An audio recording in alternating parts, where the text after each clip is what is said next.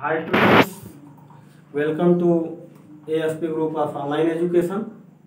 आज हम बात करेंगे क्रिस्टल के बारे में। आपने क्रिस्टली ठोस और अक्रिस्टली ठोस पढ़ा है, तो जो क्रिस्टली ठोस होता है उसी को क्रिस्टल बोलते हैं। माने ऐसा ठोस जिसमें जो है अणुओं, परमाणुओं या आयनों की संख्या जो है की व्यवस्था जो है एक संयमित रूप से हो, और जिसे आप क्रिस्टल बोलते हैं। ये दो तरह का होता है, एक दोषयुक्त क्रिस्टल, दूसरा आदर्श क्रिस्टल।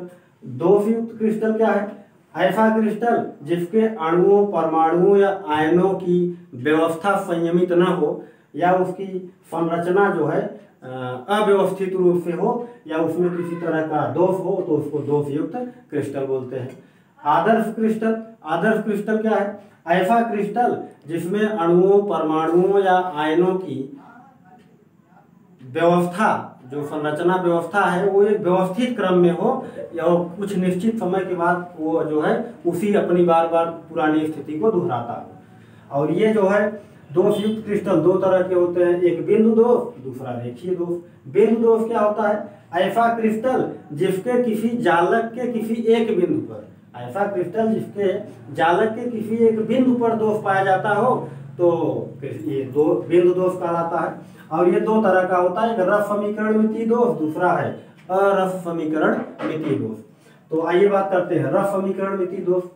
रफ समीकरण मितीय दोष माने जब किसी क्रिस्टल जालक के अवयवी कण आपस में, माने धनायन और ऋणायन आपस में समान संख्या में होते हैं, तो उसको रफ समीकरण मितीय दोष कहते हैं। जैसे ध्यान दीजिएगा इधर, जैसे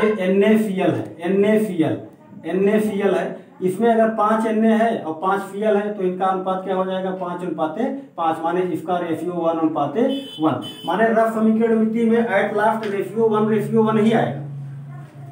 ये रफ समीकरण मितीय दोष चार तरह का होता है। एक फाटकी दोष, इसे फाटकी ने खोजा था। रिक्तिका दोष, फ्रेंकेल दोष और अंतराकाशी दोष, इसे फ्रेंकेल ने खोजा था। तो ध्यान दीजिएगा, फाटकी दोष क्या है? फाटकी दोष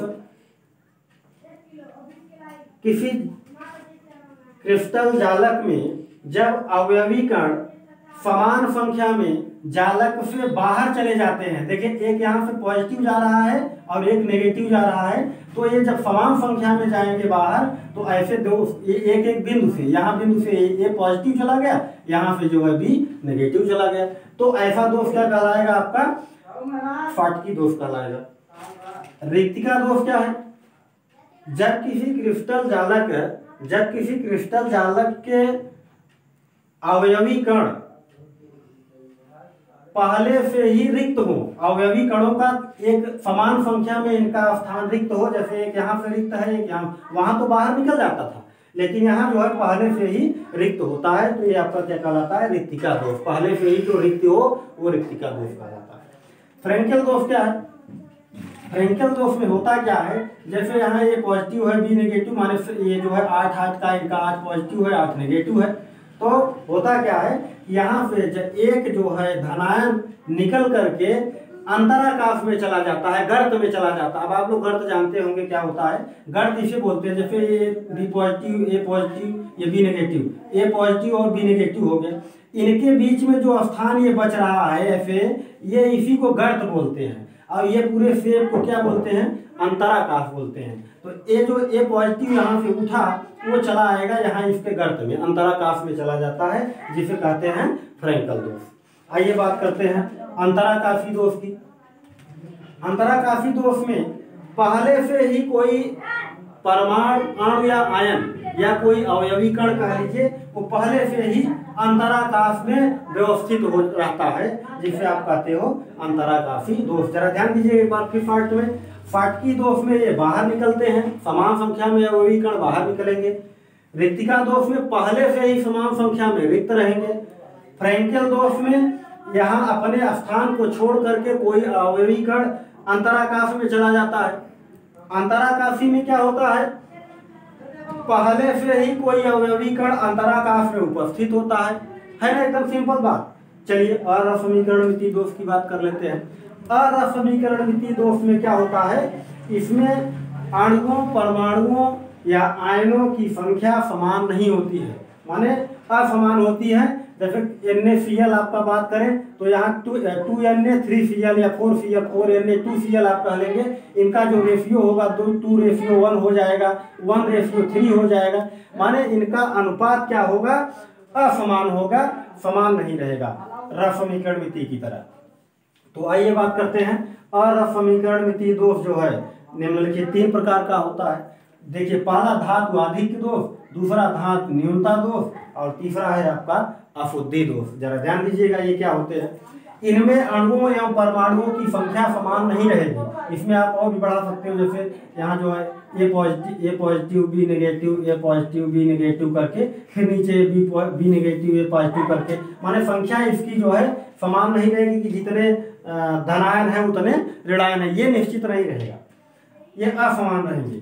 धातु आधिक्य दोष क्या होता है, पहले इसको समझ लीजिए।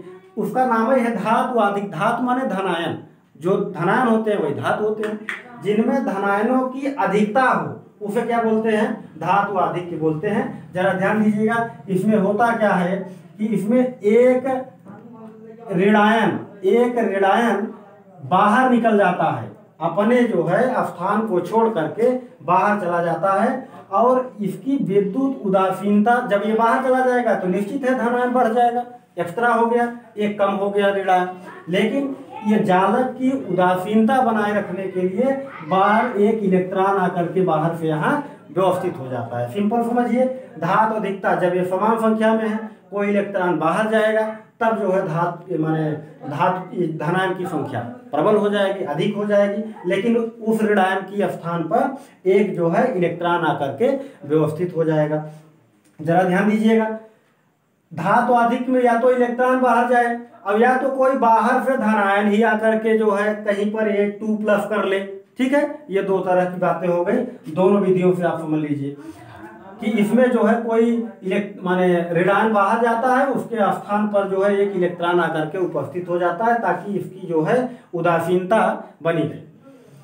देखिए, धातु न्यूनता दोष क्या है, धातु माने धनायन, जिसमें धनायन की संख्या कम हो जाए, जिसमें धनायन की संख्या कम हो जाए। अच्छा, धनायन की संख्या कम कैसे होगी, एक इसमें से जो है कोई भी धन आयन यहाँ से चला जाएगा, यहाँ से धन आयन चला जाएगा, और यहाँ पर आकर के किसी न किसी जो है ये अब देखिए, एक धन आयन गया यहाँ से, धातु न्यूनता हो गई, माने धनात्मकता की कमी आ गई, इसमें धनायन कम हो गया, ऋणायन अधिक हो गया। लेकिन इसमें होता क्या है, ये यहाँ से चल करके किसी न किसी जो है अपने धनायन पर ही जो है एक पॉजिटिव घात बना लेता है, जिससे कि इसकी जो है उदासीनता बनी रहे।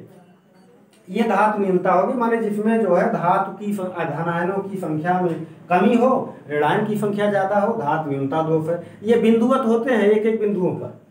अशुद्धि दोष की बात कर ले। अशुद्धि दोष में क्या होता है, अशुद्धि दोष में जैसे आपका NaCl का एग्जाम्पल ले लेते हैं। NaCl जरा ध्यान दीजिएगा इधर, NaCl का एग्जाम्पल हम लेते हैं।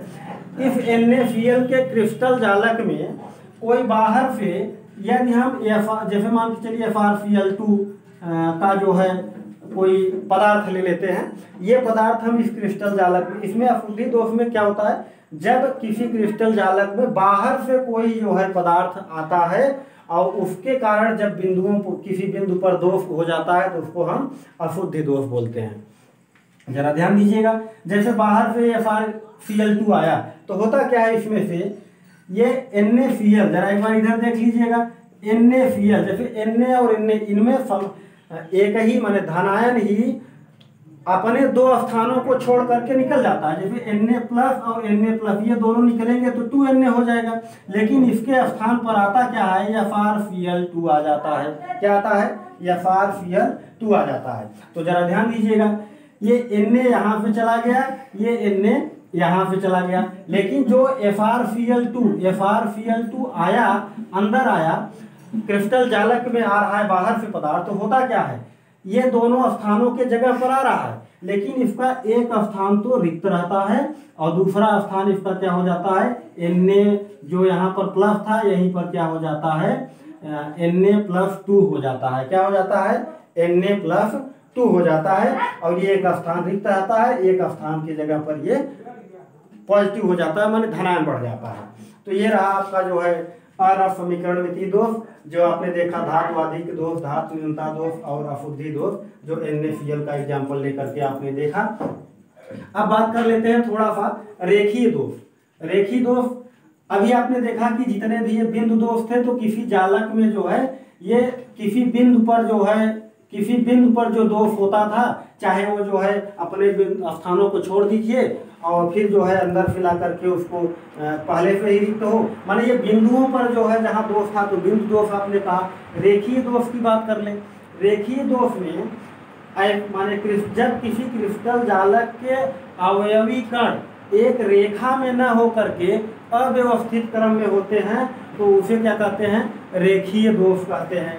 जरा ध्यान दीजिएगा, एक फिगर इसका भी देख लीजिए। इसमें क्या होता है, जैसे ये अवयवी कण हो गए, तो इनकी जो व्यवस्था होती है इनके रखने की, ये व्यवस्था जो है किसी के सेंटर माने एक पूरे पंक्ति में दोष हो जाता है। सिंपल समझिए, रेखीय दोष में जो है किसी क्रिस्टल जालक की जब पूरी पंक्ति में अवयवी दो कण जो है अव्यवस्थित रूप से पाए जाते हैं, तो वहाँ क्या कहलाता है? वो रेखीय दोष कहलाता है। तो आज के लिए बस इतना ही, और ध्यान दीजिएगा कि ये क्रिस्टल के बारे में आपका हो गया। हाँ, एक बात ध्यान दीजिएगा कि आप इस AFP group of online education के चैनल को लाइक और सब्सक्राइब करना, और क्या क्या होता है आप सब लोग जानते हैं, घंटी वंटी क्या बजाना रहता है, वो सब आप लोग बजा दीजिएगा, सब्सक्राइब जरूर करिएगा। और भी वीडियो जो है आपकी ये केमिस्ट्री की जो है आपके पास जाती रहेंगी। और आज के लिए जो है इतना ही। Thank you.